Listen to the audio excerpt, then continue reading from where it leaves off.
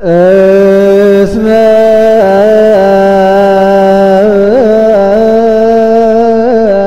መምህረ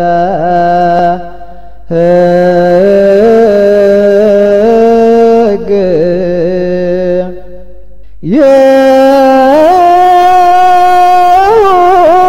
የበረከተ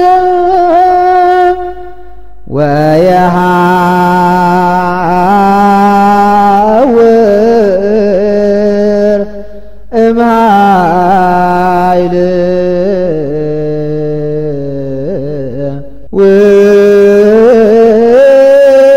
ውስተ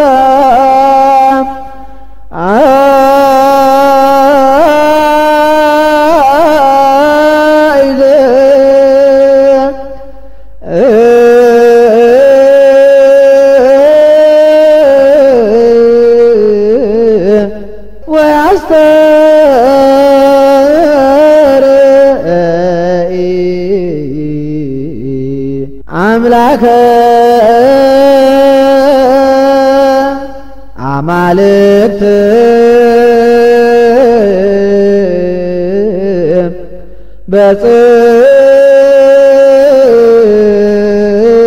በጽዮን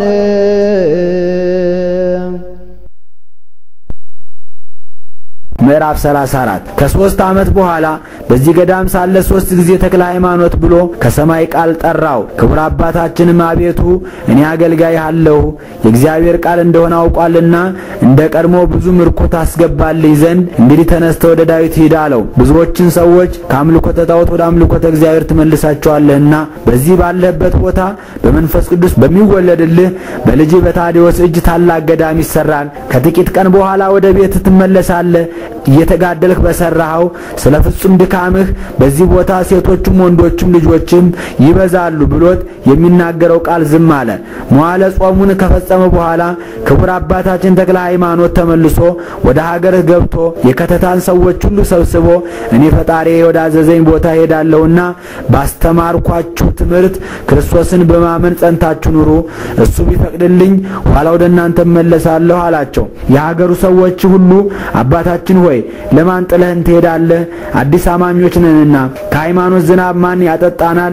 ከሚያቃጥል ከቆላ ዋይ ውስጥ ነንና በነፍስ በስጋ የሚጠብቅ እንዳንተ ያለ አባት የት እናገኛለን እያሉ አለቀሱ። ክቡር አባታችን ተክለ ሃይማኖት የፈጣሪን ትእዛዝ ላፈርስ ይቻለኛልን?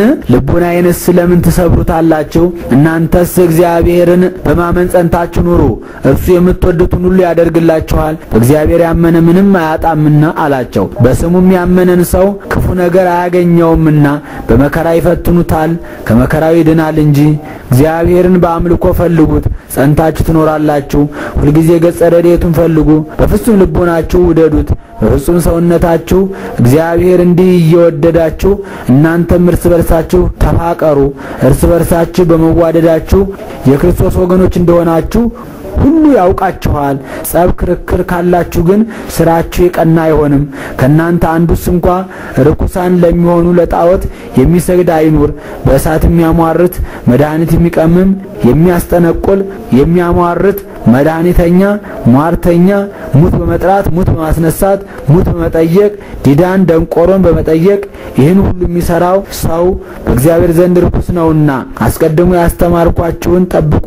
የእግዚአብሔርን ሕግ ከመጠበቅ የሚጣፍጥ የሚጥም የለም፣ ስሙን ከመፍራት የሚሻል የለምና ነገሬን ኋላ ታገኙታላችሁ አላቸው። በስጋ ብትለየን በመንፈስ አትለየን፣ በእግዚአብሔር ዘንድ መመኪያ ነንና። ይህን ብለው ጽኑ ልቅሶ እያለቀሱ ሸኝተው ሰደዱት። ክቡር አባታችንም ወዳናውን ይዞ ሄደ። ሲሄድም ለእጁ በትር ለእግሩ ጫማ አልያዘም። በዚያች ቀን ባደረበት ቦታ ጌታችን ኢየሱስ ክርስቶስ ታይቶ ተነጋገረው። ወዳጄ ተክለ ሃይማኖት እኔ ካንተ ጋር ስላለሁ በሄድክበት ሁሉ አትፍራ፣ ወደምትሄድበት ሁሉ የምትቀመጥበት የብርሃን ሰረገላ ይሁንልህ። ወንጌልን እያስተማርክ ሕዝቡን በእኔ ስም አሳምን። ይህንን ከነገረው በኋላ ከእርሱ ተሰወረ። በዚያች ቀን ጀምሮ በሰረገላ ብርሃን ላይ እየተቀመጠ ይሄድ ጀመር። ጌትነቱን የምትናገር ወንጌልን የሸዋን ክፍለ ሀገር ሁሉ እየዞረ አስተማረ። ዊፋት ወደሚባል ወደ ታላቅ ተራራ ደረሰ። ወደ ተራራው በወጣ ጊዜ በላዩ አጋንንት ሲደነፉ አገኛቸው። ድምጻቸውም ወደ ሰልፍ እንደሚገባ እንደ ፈረስ ኮቴ ነው። እንደ ውሻ እንደ ጉርጥ ይጫጫሃሉ። አባታችን ተክለ ሃይማኖት ወደሱ እስኪደርሱ ድረስ ዝም አላቸው። ጊዜው መሽቶ ነበርና ያገሩ ሰዎች ያመልኳቸው ይሰግዱላቸው ነበር። ወደ እሱም በደረሱ ጊዜ በመስቀል አማተበባቸው። ሁሉም በነፋስ ፊት እንዳለ ጢስ በነው ጠፉ። ብፁዕ አባታችን ግን ሌሊቱን ሁሉ በጸሎት በምስጋና አደረ። በነጋም ጊዜ ያገሩ ሰዎች እንደ ልማዳቸው ልዩ ልዩ የሆነ ምግብና መጠጥ እንዲሁም ያርዱላቸው ዘንድ ላሞች ይዘው መጡ። ብፁዕ አባታችን ወዳለበት ወደ ተራራው መጡ። ከዚያ በደረሱ ጊዜ ይሰግዱ ጀመር። ብፁዕ አባታችን እነዚህ ሰዎች የሚያደርጉትን ያይ ዘንድ ተነሳና ለአጋንንት ሲሰግዱ አያቸው። በመንፈስ ቅዱስ ፍቅር እሳትነት ልቡናው ነደደ። በአራቱ ማዕዘን በመስቀል እያማተበ በስመ አብ ወወልድ ወመንፈስ ቅዱስ ብሎ አሰምቶ ተናገረ።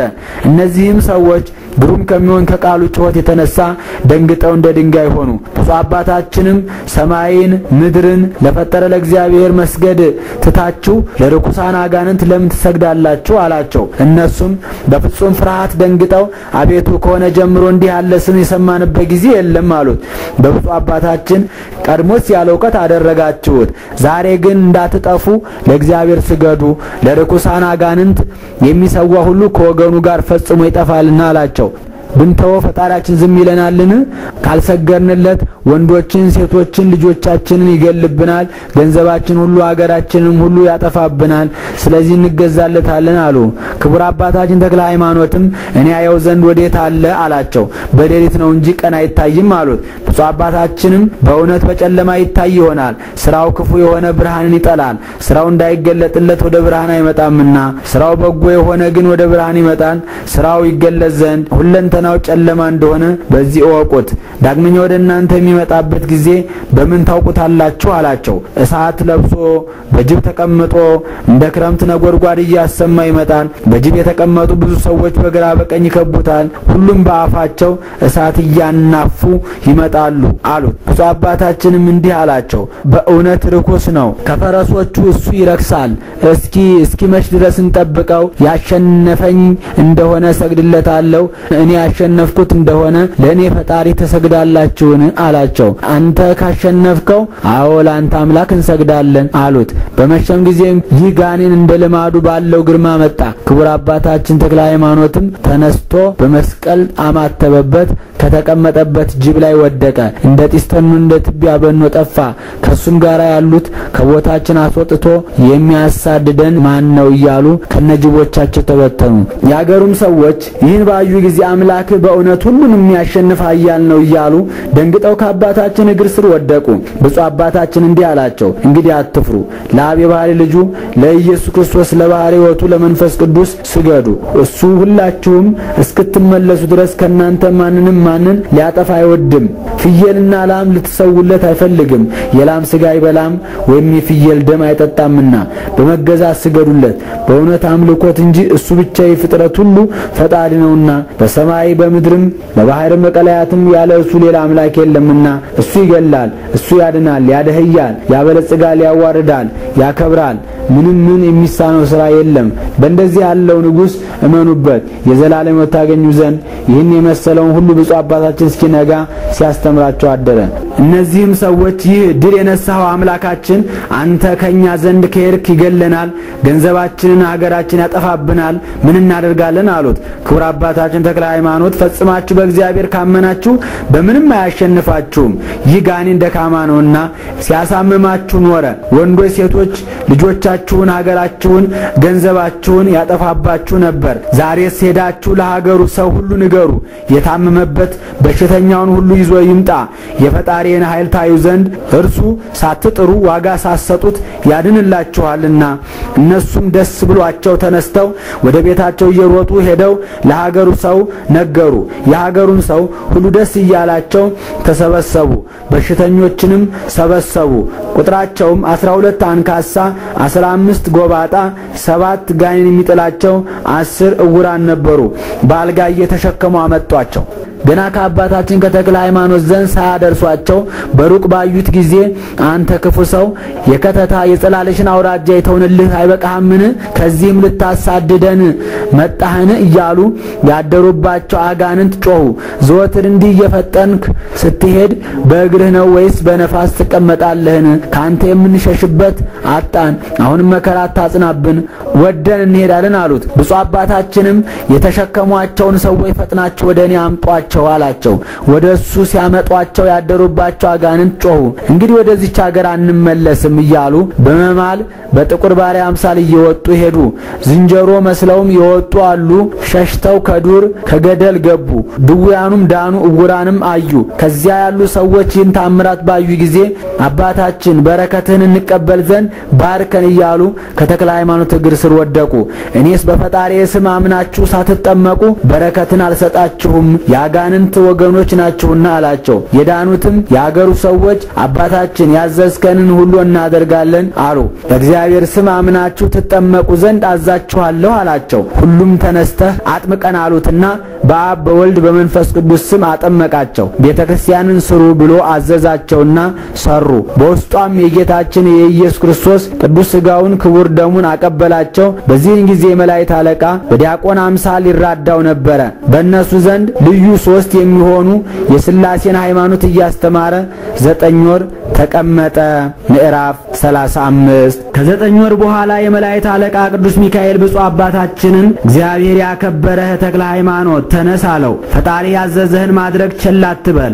ስለዚህ ነገር የአገሩን ሰዎች ሰብስቦ ባስተማርኳችሁ ሃይማኖት ጽኑ፣ እርስ በርሳችሁ ተፈቃቀሩ፣ እንግዳ መቀበልንም አትዘንጉ፣ እኔ ፈጣሪ ወደ ላከኝ ሄዳለሁና አላቸው። የአገሩም ሰዎች ይህን ሰምተው አባታችን አስተማሪያችን ለማን ትተህን ትሄዳለህ እያሉ ጽኑ ልቅሶ እያለቀሱ ሸኝተው ሰደዱት። ብፁዕ አባታችንም በብርሃን ሰረገላ ተቀምጦ ሄደ። የእናርዕትን አውራጃ ሁሉ አስተማረ። የጣዖትን ቤት አፈረሰ። የሰታልና የዊድን ወንዝ ተሻግሮ ወደ ጉራጌ ሄዶ ቢለት ከምትባል ተራራ ደረሰ። ይህችውም የአስማተኞች ቤተ መንግስታቸው ናት። ፍየልና ላም ይሰውበታል፣ አጋንንት ይገለጹላቸዋል። ከዚያ የሚቀመጥ አንድ ንጉሳቸው ነበር።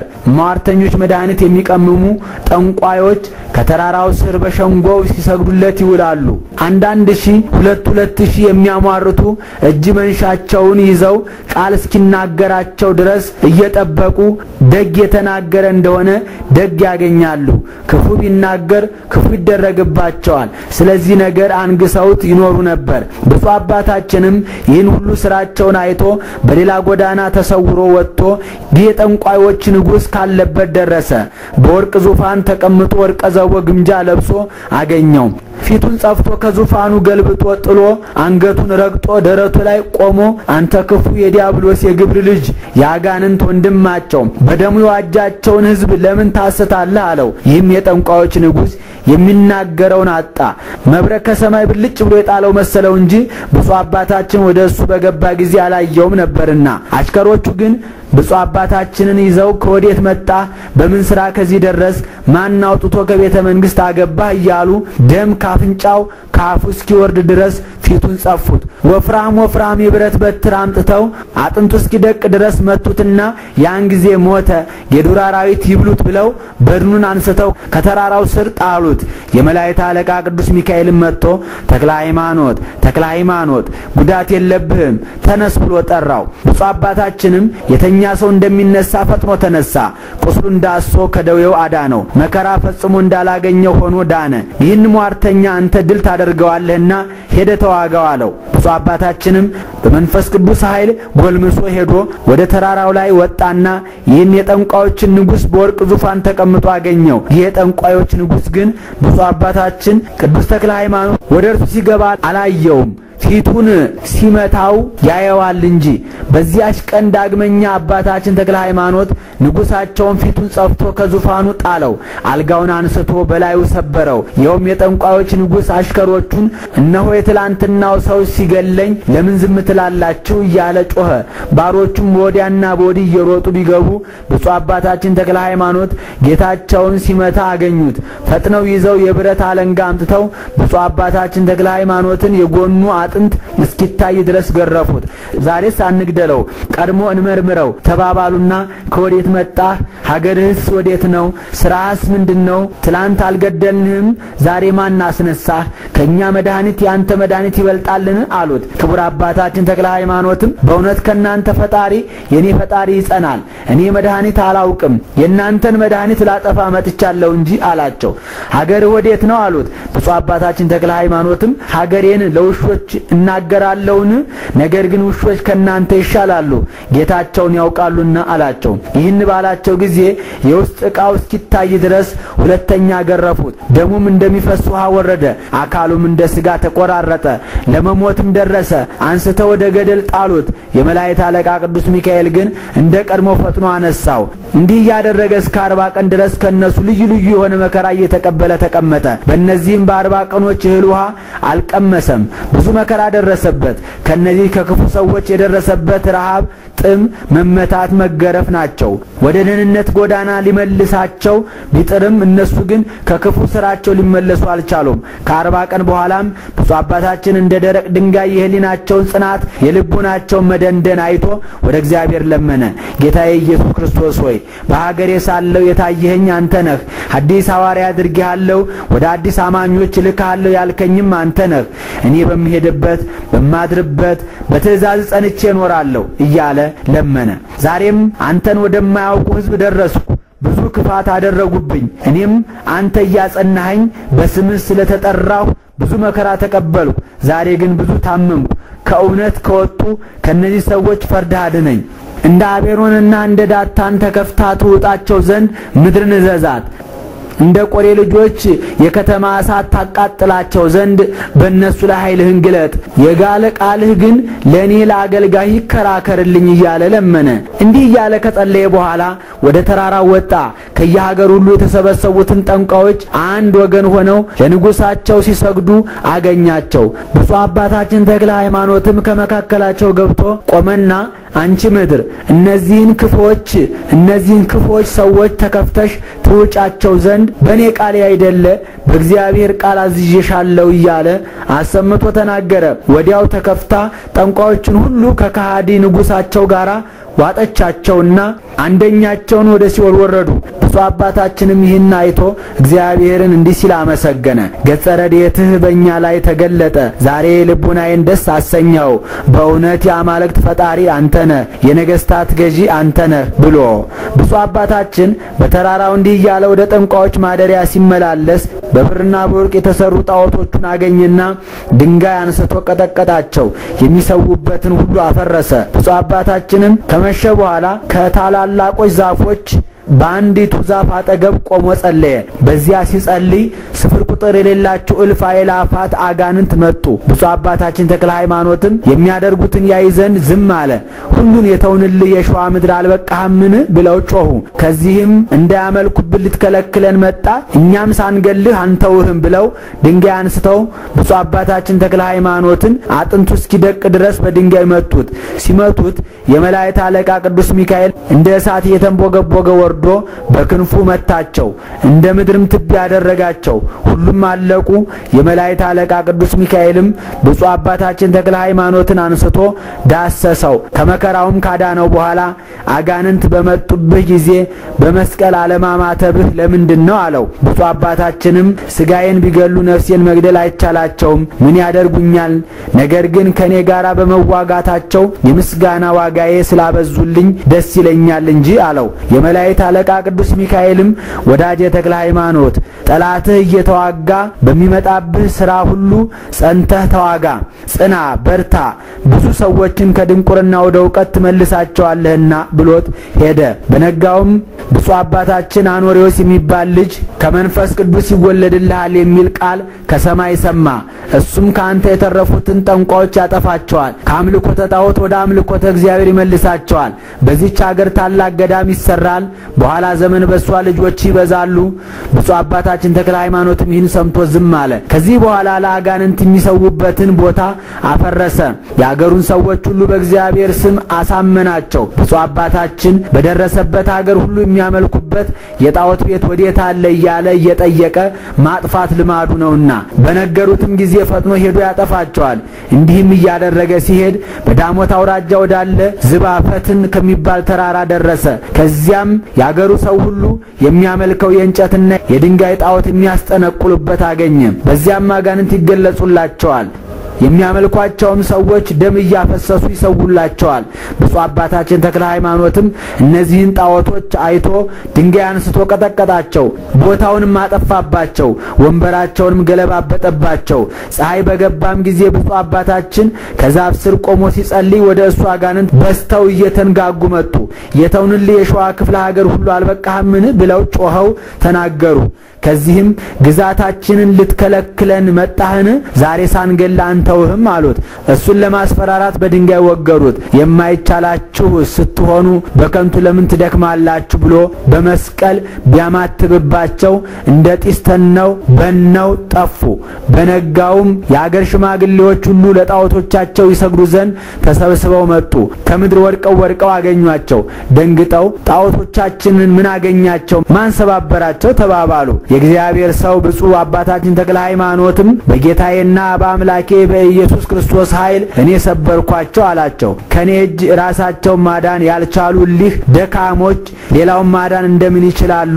ትንፋሽ የሌላቸው ሊህ ድንጋዮች ምን ያደርጉላችኋል አላቸው። እሱን አይተው ከየት መጣህ አሉት። ብፁዕ አባታችን ተክለ ሃይማኖትም እኔ እስከ ጌታዬ ከኢየሱስ ክርስቶስ ታዝዤ የምትስቱባቸው የጣዖቱን ቤት መስገጃችሁን አፈርስ ዘንድ ከሀገር የመጣሁ አላቸው። ጌታህስ ከላከ እስኪ ከኛ እጅ ሲያድንህ እናያለን አሉት። ጣዖቶቻችንን እንዳጠፋህ አንተንም እናጠፋለን ብለው ይዘው ደበደቡት። ነፍሱ ከስጋው ለመለየት እስክትደርስ ድረስ መከራ ጸኑበት። እኩሌቶቹ ንጉሡ የሚያመልካቸውን ጣዖቶች ሰብሯልና ንጉሡ ሳያውቅ አንግደለው አሉ። አጽንተው አሰሩት። ከነሱ አንዱ የዳሞት ገዢ የሚሆን ቀፈረውድም የሚባል ሰው ወሰደው። ለዚህም ለሀገረ ገዢው ጋኔን የሚጥለው ልጅ ነበረው። ይህም ሀገረ ገዢ ወደ ቤቱ ለመግባት ሲመለስ ልጁ ሊቀበለው ወጣ። ያን ጊዜ ጋኔኑ በሰው ሁሉ ፊት ጣለው። ሁሉም ደነገጡ። ፍስሐ ጽዮንን እኔ ካንተ ምን አለኝ ብሎ ሰይጣኑ ጮኸ። አዲሱ ስምህንስ መጥራት አይቻለኝም። መከራ ታጸናብኝ ዘንድ ከዚህ ማን አመጣህ? ቀድሞ የሸዋን ክፍለ ሀገር ሁሉ ተውኩልህ። እነዚህ አልበቁህምን? በሄድኩበት እየተከተልክ ከየሀገሩ አስወጥተህ ሰደድከኝ። ዛሬም ከዚህ መጣህ። በአንድ ሀገር የማታርፍ አንተ ክፉ ሰው፣ ካንተ ወዴት እሸሻለሁ? ወዮልኝ! እኔና አንተ እስክትሞት ድረስ ስንዋጋ እንኖራለን። ዝም ካላልክስ በሞተለሚ ልብ አድሬ ወደ ገደል ይጥልሃል። ከዚያ ትሞታለህ፣ እኔም ካንተ አርፋለሁ አለው። አገረ ገዢውም ይህን ነገር ሰምቶ ደንግጦ ከእስራቱ ፈታው። በፊቱ ወድቆ እጅ ነሳው። እግዚአብሔር የሚሉት የሰማይ ፈጣሪ አንተ ነህ አለው። ብፁዕ አባታችን ተክለ ሃይማኖትም እኔስ እሱን አይደለሁም የማመልከው የእሱ ባሪያ ነኝ እንጂ። አባቴ ታዲያ አምላክ የሚባለው ማን ነው? ሕይወት የማገኝበትን ሥራ ንገረኝ፣ ልጄንም አድንልኝ ባለው ጊዜ ብፁዕ አባታችን ተክለ ሃይማኖትም ልጅህን ባድንልህ በእኔ አምላክ ታምናለህን አለው። አዎን ፈጽሜ አምናለሁ አለው። ብፁዕ አባታችን ተክለ ሃይማኖትም አንተ ርኩስ ሰይጣን በጌታዬ በኢየሱስ ክርስቶስ ስም ከዚህ ብላቴና ላይ ውጣ ብሎ እጁን አንስቶ በሕፃኑ ፊት ላይ አማተበ። ወዲያው ገመድ ዝንጀሮ መስሎ ወጣ። እኔ እወጣለሁ አትንካኝ፣ በእጅ ባለ እሳት አታቃጥለኝ እያለ ጮኸ። ይህን ያዩ ሁሉ አደነቁ። ይህም ሀገረ ገዢ ደስ ብሎት ከነቤተሰቡ ከሀገሩ ሰዎች ጋር በብፁዕ አባታችን ቃል በጌታችን በኢየሱስ ክርስቶስ ስም አመነ። በዚያች ቀን አንድ አምላክ በሚሆን በአብ በወልድ በመንፈስ ቅዱስ ስም አጠመቃቸው። አገረ ገዢውን ስሙን ገብረ ዋህድ አለው። ሚስቱንም ወለተ ዋህድ አላት። ልጁንም ተክለ ዋህድ አለው። ምዕራፍ 36 ከጥቂት ቀን በኋላ ክቡር አባታችን ተክለ ሃይማኖትን የያዙት የአገሩ ሰዎች ሽማግሌዎች መጥተው ሀገረ ገዢውን ጣዖቶቻችንን ያጠፋ ይህንን ሰው ከንጉሡ ዘንድ እስክናደርሰው ድረስ አጽንተ ጠብቅ ስላሉት ይህም ሹም ደህና አድርጌ ጠብቀዋለሁ አላቸው። ብፁዕ አባታችን ተክለ ሃይማኖትም ለዳሞት ሰዎች የክርስቶስ ሕግ የምትሆን ሃይማኖት ወንጌልን እያስተማረና በሀገራቸው የታመሙትንም እያዳነ 3 ወር ተቀመጠ። 3 ወር ከተፈጸመ በኋላ መኳንንቱ መጥተው ገብረ ዋህድን ጠብቅ ያልንህን ሰው ስጠንና ወደ ንጉሡ እንውሰደው አሉት። እሱንስ አልሰጣችሁም፣ አብሬ ከሱ ጋር ሞታለሁ እንጂ አላቸው። እርሱንስ ካልሰጠህን ሁለታችሁንም ገደል እንደምንሰዳችሁ ወቅ፣ ብዙ መከራም ትቀበላላችሁ አሉት። ሊያጣሉት ሊያካስሱት ወደ ንጉሡ ፈጥነው ሄዱ። ከንጉሡ ዘንድ በደረሱ ጊዜ ጌታችን ሆይ አንተ የምትሰግድላቸውን አማልክት የሰበረ ሰው በተራራው ላይ አግኝተን ወደ አንተ እስክናመጣው ድረስ አስረን ጠብቅ ብለን ለቀፈረ ውድም ሰጠነው። እነሆ ለሱ ጠበቃ ሆኖ ስጠን ብንለው ከሱ ጋር ሞታለሁ እንጂ እሱንስ አልሰጣችሁም አለን ብለው ከሰሱት። ንጉሥ ሆይ ያንተን አማልክት ክዷቸውም እንደሆነ አናውቅም። ንጉሡም ሰምቶ እጅግ ተቆጣና ሁለቱንም አስራችሁ አምጡልኝ ብሎ ኃይለኞች አሽከሮቹን ላከ። መልእክተኞችም ከቀፈረ ወድም ቤት በደረሱ ጊዜ ብፁዕ አባታችን ተክለ ሃይማኖት ጋኔን ሲያወጣ የእግዚአብሔር ጌትነቱን ቸርነቱን ለሀገሩ ሰው ሁሉ ሲያስተምር አገኙትና እሱንም ገብረ ዋህድንም አስረው ወሰዷቸው። በጎዳና ሲሄዱ ገብረ ዋህድ አባታችን ተክለ ሃይማኖትን እንግዲህ አንተ የእግዚአብሔር ወዳጅ ስማይ ልንገርህ፣ ከሸዋ የተማረከች ስለ አንዲት ሴት ፍቅር ንጉሡ አእምሮውን ካጣ እነሆ 25 ዘመን ነው። በጣዖቱ ሥርዓት ሊያገባት ወዶ ብዙ ሰንጋዎች አረደ። ሳያገባት ለጣዖቱ ሊያሰግዳት አክብራችሁ አምጧት ብሎ አዘዘ። ከጣዖቱ ፊት በቆመ ጊዜ መብረቅ ከሰማይ ድንገት መጥቶ ሁላችን እያየን ነጥቆ ወደ ሰማይ አወጣት።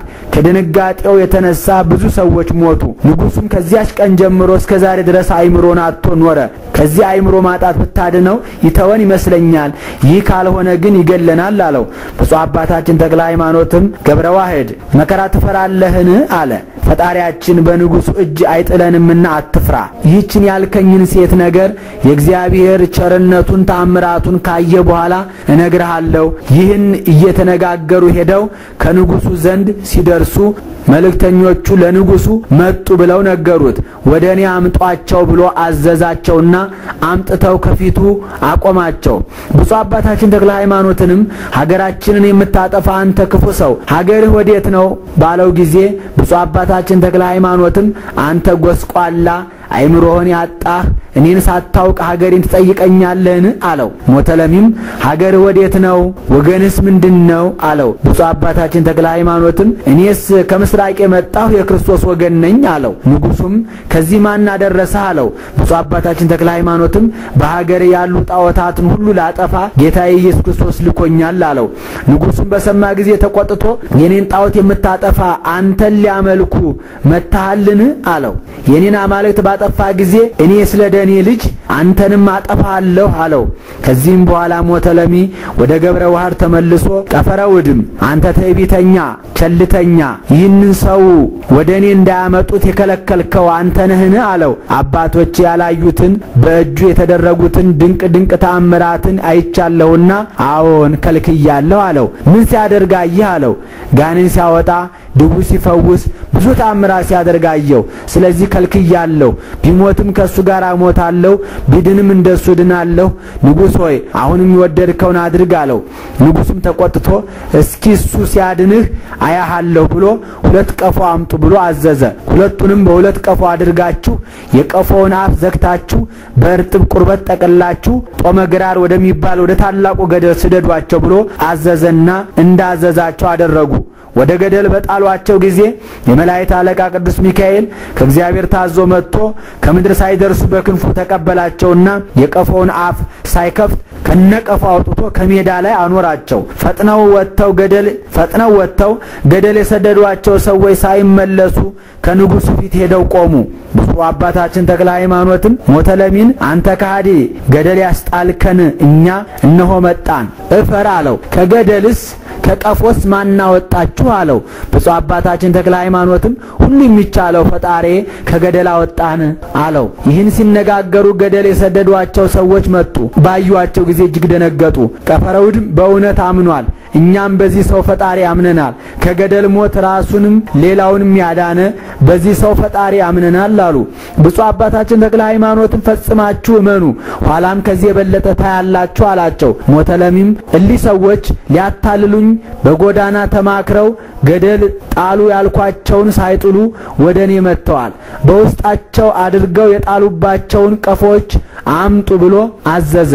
ቀፎቹም አፋቸው ቀድሞ እንደተዘጋ ተገኙ። ሌላ ደግሞ 10 ቀፎ አምጡ ብሎ አዘዘና ትእዛዜን ያፈረሱ እነዚያንም በውስጣቸው ጨምሯቸው ብሎ አዘዘ።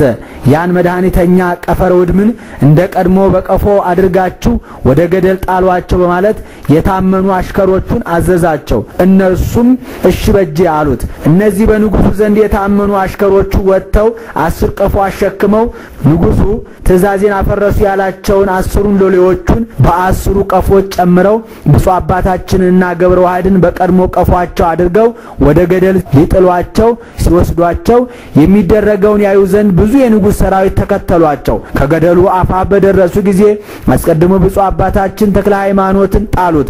ቀጥሎ ገብረ ዋህድን፣ ከነርሱ በኋላ 10ሩን ጣሏቸው። ያን ጊዜ መላእክት አለቃ ቅዱስ ሚካኤል ወርዶ እንደ ቀድሞ በክንፉ ተቀብሎ ከሜዳ አውጥቶ አስቀመጣቸው። ዳግመኛም ከቀፎ አወጣቸው። ብፁዕ አባታችን ተክለ ሃይማኖትንም በፈጣሪ እስኪያምን ድረስ ሄደህ ይህን ከሃዲ አሳፍረው አለው። እሊህም ገደል የጣሏቸው ሰዎች የወደቁ መሰላቸው እንጂ የእግዚአብሔር መልአክ እንዳወጣቸው አላወቁም። እኒህም በንጉሱ ዘንድ የታመኑ ሰዎች ቁጥራቸው 24 ነበረ። ብፁዕ አባታችን ተክለ ሃይማኖትም በንጉሱ በር ፊት ለፊት ሆኖ ይህን ተአምር ያደረገለትን እግዚአብሔርን አመሰገነ። እሊህም የንጉሱ ወገን የሚሆኑ ሰዎች ከፊቱ ወድቀው ሰገዱ። ብፁዕ አባታችን ሆይ በአምላክህ እናምናለን፣ አንተ አምላክ እንደሆን ካስረድተህ ንገረን፣ ሰውም እንደሆን የምንጸድቅበትን አስተምረን አሉት። ብፁዕ አባታችን ተክለ ሃይማኖትም እኔስ አምላክ አይደለሁም፣ የአምላክ ባሪያ ነኝ እንጂ አምላክስ ኢየሱስ ክርስቶስ ነው፣ በሶስትነቱ ለሚያምኑበት የዘላለም ሕይወትን የሚሰጥ እርሱ ነው አላቸው። እንኪያስ እኛም የዘላለም ሕይወትን እናገኝ ዘንድ በስሙ አምነናል አሉ። ከዚህ በኋላ ብፁዕ አባታችን ተክለ ሃይማኖት ወገኖቹን አስከትሎ ወደ ንጉሱ ገብቶ አንተ ከሃዲ እፈር፣ በጌታዬ በኢየሱስ ክርስቶስ ኃይል ላሳፍርህ መጥቻለሁና አለው። ንጉሱም ደንግጦ የሚናገረውን አጣ። እነዚያም 24ቱ ሎሌዎች መጥተው ቀድሞስ ንጉሱ እንደተናገረ ገደል ያልጣሏቸው መስሎን ነበር፣ እኛም ሀገረ ገዢው ብዙ ገንዘብ ሰጥቶ አታሏቸዋል ብለን ነበር። ዛሬ ግን እኛ እነዚህን ክፉ አድራጊዎች ካሳታቸው ሰው ጋራ ጣልናቸው እየተባባሉ ከንጉሱ ደጅ ደረሱ። አፋቸው እንደ ቀድሞ ተዘግቶ 12 ቀፎች አገኙ። ደንግጠው ወደ ንጉሱ በገቡ ጊዜ 12ቱን ሰዎች ከንጉሱ ፊት ቆመው አገኟቸው። ከነሱም አንዱ ብፁዕ አባታችን ተክለ ሃይማኖት ንጉሱን ስለ ክፋቱ ይዘልፈው ነበር። እሊህም ሎሌዎቹ እጅግ እያደነቁ ቆሙ። እናንተም ከነዚህ ከሐሰተኞች ጋር አንድ ሆናችሁን? ገደል ለምን አልጣላችኋቸውም አላቸው። የታመኑት አሽከሮቹ ንጉሥ ሆይ እኛስ አንተ እንዳዘዝከን ፈጥነን ጣልናቸው፣ ሐሰትም እንዳልተናገርንህ ሰራዊትህን ጠይቃቸው። ስንጥላቸው ያዩ ከኛ ጋራ ብዙ ጎብኚዎች ነበሩና፣ ነገር ግን ዛሬ ድንቅ ነገር አየን። እነሆ 12ቱ ቀፎች እንደ ቀድሞ አፋቸው እንደተዘጋ ከደጅ ላይ አሉ። በውስጣቸውም ጨምረን የጣልናቸው ሰዎች እነሆ ከፊትህ ቆመዋል። ንጉሥ ሆይ ምን ትላለህ? የዚህ እንግዳ ሰው አምላክ ቢያድናቸው ነው እንጂ ሌላ ማን አዳናቸው? እኛም ዛሬ ከሞት በሚያድን በዚህ ሰው አምላክ አምነናል። ርኩሳን ለሚሆኑ ለአንተ አማልክት አንሰግድም አሉት። ብፁዕ አባታችን ተክለ ሃይማኖትም ልጆቼ ፈጽማችሁ መኑበት፣ የሚያድነው ከሞተ ሥጋ ብቻ አይደለም ከሞተ ነፍስም ነው እንጂ አላቸው። ብፁዕ ሆይ ሁላችንም በአንተ አምላክ አምነናል ብለው ጮኸው ተናገሩ። ንጉሱም በብፁዕ አባታችን ተክለ ሃይማኖት ላይ ተቆጥቶ አንተ ክፉ ሰው ከሀገር አስወጥተው የሰደዱ ከዚህ ልትነግስ ይመስልሃልን ብሎ ጦር በእጁ አንስቶ ብፁዕ አባታችን ተክለ ሃይማኖትን ሊወጋው ወዶ ሳለ ጦሩ ተመልሶ በእጁ ላይ ተጠመጠመና እንደ ሰም ከላዩ ላይ ተጣበቀ። የተሰበሰቡትም ሰዎች ይህን አይተው ማዳን በሚቻለው በዚህ ሰው አምላክ አምነናል እያሉ ጮኸው ተናገሩ። ንጉሱም ጭፍሮቹን እሊህ የተሰበሰቡትን ሁሉ ጉጓቸው፣ ብሎ አዘዘ። ጭፍሮቹም ወጥተው ከፊቱ ወግተው ገደሏቸው። በዚያች ቀንም በከተማው ደማቸው እንደ ውሃ ፈሶ የሞቱትም ሰዎች ቁጥራቸው 34080 ሰዎች ናቸው። በክርስቶስ ስም አምነው በሰማዕትነት የሞቱት እሊህ ቅዱሳን የማያልፍ ክብር ተቀበሉ። በረከታቸው ከሁላችን ጋር ይሁን ይደረግ ለዘላለሙ በእውነት። ከዚህ በኋላ ንጉሡ ብፁዕ አባታችንን የሚገልበትን ምክንያት እስኪመክር ድረስ እጁንም እግሩንም አስራችሁ ገብረ ዋሕድንም ከእሱ ጋር ከእስር ቤት አቆዩአቸው ብሎ አዘዘ። እንዳዘዘውም አደረጉ። መንፈቀ ሌሊት ሲሆን ለብፁዕ አባታችን ተክለ ሃይማኖት ቅዱስ ሚካኤል ተገልጾ ተነጋገረው። ወዳጄ ተክለ ሃይማኖት አትፍራ፣ ብዙዎችን ሰዎች እነሆ ወደ አምልኮተ እግዚአብሔር ተመልሳቸዋለህ። ጽና፣ በርታ፣ ድል የምታደርግበት ስልጣን ተሰጥቷልና። ይህን ብሎ እሱንም ገብረ ዋሕድንም ከእስራታቸው ፈታቸው። በነጋም ጊዜ ንጉሡ ተክለ ሃይማኖትን አምጡት ብሎ ወደ እስር ቤት መልእክተኞቹን ላከ። ፊቱ እንደ ፀሐይ ያበራ ቆሞ ሲጸልይ አገኙት። መልእክተኞቹ ንጉሥ ይጠራሃል አሉት። ብፁዕ አባታችን ተክለ ሃይማኖትም ከመንፈስ ቅዱስ ልጁ ከገብረ ዋሕድ ጋር ሄዶ ከንጉሥ ፊት ቆመ። ንጉሡም መልእክተኞቹን ከእስራታቸው ማን ፈታቸው አላቸው። ቆሞ ሲጸልይ ያገኘነው እንጂ የፈታቸውን አናውቅም፣ እጆቹም እግሮቹም ተፈተው ነበር። ገብረ ዋሕድም ከሱ ጋር ሆኖ አገኘነው እንጂ አሉት። ሞተለሚም ማን ፈታህ አለው። ብፁዕ አባታችን ተክለ ሃይማኖትም አይምሮህን ያጣህ አንተ ጎስቋላ፣ የፈጣሪን ኃይል እስከ መቼ ድረስ ትጠይቀኛለህ? ትናንት ከእጄ ያዳነኝ ማን ነው ብሎ ጥያቄውን በጥያቄ መለሰለት። ትናንትስ በመድኃኒትህ ዳንክ ብሎ ቀኝ እጁ ትናንት በያዛት ጦር ተጠቅልላለችና በግራ እጁ ጦሩን አንስቶ ብፁዕ አባታችን ተክለ ሃይማኖትን ሊወጋው ወዶ ሳለ ጦሩ በእጁ ላይ ተጣበቀች። ክንዱ ሰለለ፣ ደረቀ፣ እንደ ድንጋይ ሆነ። እኔን ገሎ መንግስቴን ይቀማይ ዘንድ ሀገሬንም ያጠፋ ዘንድ ይህ ሟርተኛ ከየት መጣ እያለ ጮኸ። ብፁዕ አባታችን ተክለ ሃይማኖትም እኔ የመጣሁ ልገልህ አይደለም፣ አንተንም ላድንህ ሀገርህንም በሃይማኖት ላንጽ ነው እንጂ መንግስትህም ውሾች እንደሚረግጡት እንደ አደባባይ ጭቃ ይመስለኛል። መንግስትህስ ይቅርና ከቤት ያለ የምድር ትቢያ እንኳን አልሻም። አትጩህ፣ በፈጠረህ በእግዚአብሔር እመን ያድንሃል። ይኸውም ባይሆን ያንተን አማልክት አድኑ ይበላቸው ባለው ጊዜ ከአማልክት በኩል በሽታ የሚያድን የቱ ነው? ሰይጣንም ከሩቅ ቆሞ ሞተለሚን ይህን ሰው ብትገለው እኔ አድን ነበር ብሎ ጮኸ። እሱም ግደሉት ብሎ አዘዘ። ጭፍሮቹም ይህ ሰው በምን ይሞታል ብለው ጦሩም አይገለውም ገደልም አይቀበለውም አሉት። ንጉሡም በጭንቅታም ያለውና የሚሞትበትን በሉ ምከሩኝ አላቸው። ገመድ ከአንገቱ አስገብተው ከታላቁ ዛፍ ላይ አንቀው ይስቀሉት፣ በዚያ ይሞታል አሉት። እሱም እንደነገራችሁኝ ፈጥናችሁ አድርጉ አላቸው። ብፁዕ አባታችን ተክለ ሃይማኖትን አውጥተው ከአንገቱ ገመድ አስገብተው አንቀው ሊሰቅሉት ወሰዱት። የንጉሡም ሰራዊት ሞቱን እናያለን ብለው ተከትለው ሄዱ። ከዛፉ ዘንድ በደረሱ ጊዜ አንድ ሰው ከዛፉ ላይ ወጥቶ በላዩ ገመድ አስሮ ብፁዕ አባታችን ተክለ ሃይማኖትን ከምድር 50 ክንድ ያህል አርቆ በዚያ ተሰቃይቶ ይሙት ብሎ ሰቀለው። ይህም ገመድ ያሰረው ሰው ሲወርድ ከዛፉ ላይ ወድቆ አጥንቱ ተሰባብሮ በክፉ አሟሟት ፈጥኖ ሞተ። ዛፉ ግን የእግዚአብሔር ወዳጅ ከላይ ወረድልኝ እንደሚል ራሱን ወደ ምድር አዘነበለ። ብፁዕ አባታችን ተክለ ሃይማኖትም ወርዶ በእግሩ ቆመ።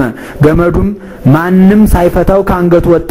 ዛፉም ተመልሶ ቀድሞ እንደነበረ ሆነ። የተሰበሰቡትም ሰዎች ይህን ተአምር አይተው ጦርና ዛፍ ለሚታዘዙለት በተክለ ሃይማኖት አምላክ አምነናል ብለው ጮኸው ተናገሩ። ብፁዕ አባታችን ተክለ ሃይማኖትም ፈጽማችሁ መኑ፣ ከዚህ የበለጠ ኋላ ታያላችሁ፣ ሁሉ በሚቻለው የሚሳነው ነገር በሌለ በእንደዚህ ያለ አምላክ አምነናል አሉ። ብፁዕ አባታችን ተክለ ሃይማኖትም ዓይናችሁን አቅንታችሁ ወደ ሰማይ ተመልከቱ፣ ከዚህ የበለጠ ኋላ ታያላችሁ። ዓይናቸውን አቅንተው ሲመለከቱ መላእክት የብርሃን አክሊል ይዘው አዩአቸው። አባታችን ይህ የምናየው ምንድነው አሉት። እነሆ ንጉሥ እናንተን ግደሏቸው ብሎ ያዛል፣ መላእክትን በብርሃን አክሊል ነፍሳችሁን ለመጋረድ ይዘው ይጠብቃሉ አላቸው። የተሰበሰቡትም ሰዎች ይህን ሰምተው ፈጽሞ ደስ አላቸው፣ በሃይማኖትም ጸኑ። ሰራዊቶቹም ወደ ንጉሡ ሄደው ይህን ስራይኛ ሰው እንጨትም አልቻለውም፣ ሰቃዩንም ሰው ሲወርድ ዛፉ ጣለው፣ ተቀጥቅጦ ሞተ፣ ሰራዊትህም ሁሉ በዚህ ሰው አመኑ አሉት። ጠንቋዮችም ንጉሡን እሱን የምንገልበትን ነገር እስክንመክር ድረስ በዚህ ሰው አምላክ ያመነው ሁሉ ግደሉ ብለህ እዘዝ አሉት። ንጉሡም በክርስቶስ ስም ያመነውን ወንዱንም ሴቱንም ሁሉ ግደሉ ብሎ አዘዘ። የንጉሡም ጭፍሮች ሰይፋቸውን መዘው በክርስቶስ ያመኑትን ሁሉ ገደሏቸው። በዛችም ቀን በሰማዕትነት የሞቱ ሰዎች ከልጅና ከሴት በቀር 78075 ሲሆን የሰማዕትነት አክሊል የተቀዳጁትም ሰኔ 16 ቀን ነው። የክርስቲያን ወገኖች ይሆን ሁላችንን የሃይማኖታቸው ጽናት ከመውደቅ ይደግፈን፣ ከኃጢአት ያንጻን። ይልቁንም ለሀገራችን ለኢትዮጵያ ሰላሙን፣ ፍቅሩን፣ አንድነቱን ሰጥቶ ለዘላለሙ ያኑራት። አሜን።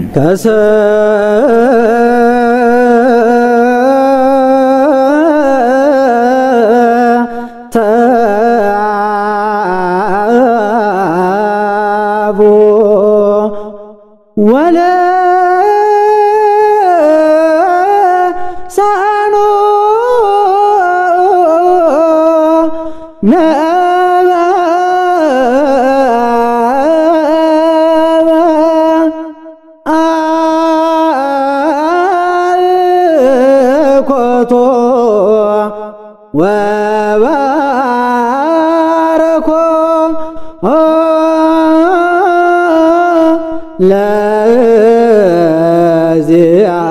ለእግዚአብሔር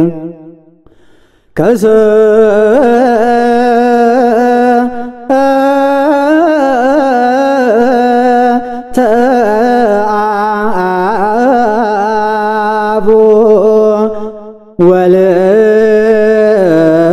ወልሳኖ ነበበ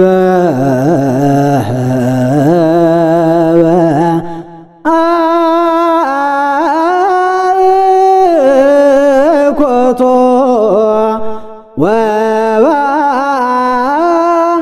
ወባረኮ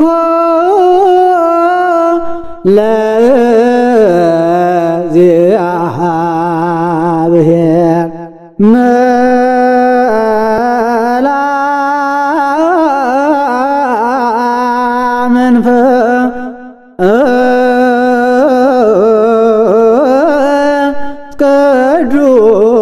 ቅዱስ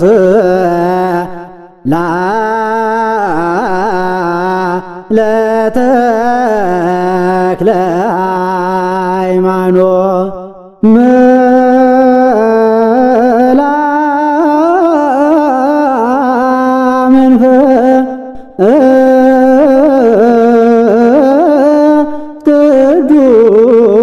ቅዱስ